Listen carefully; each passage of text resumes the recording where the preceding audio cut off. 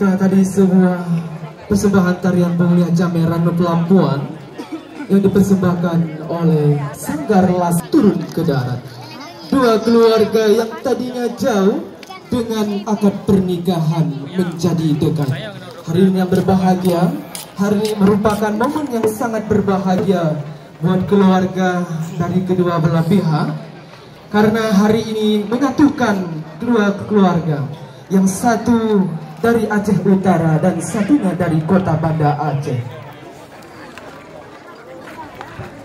3 kali 3 sama dengan 9, 5 kali 5 sama dengan 25. Dua insan telah dinikahkan. Kita doakan semoga sakinah, mawaddah, warahmah.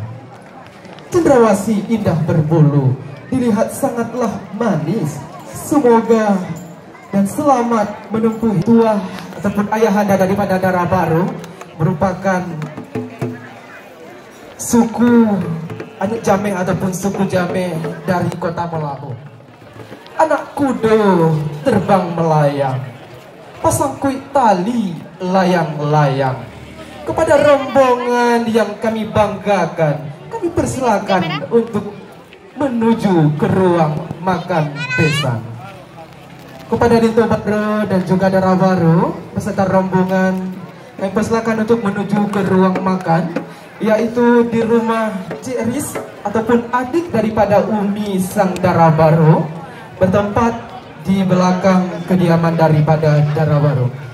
Ya, Dito Baru, Dara Baru mohon dirangkul ya, Ditonya. Oh, nyangkut ya.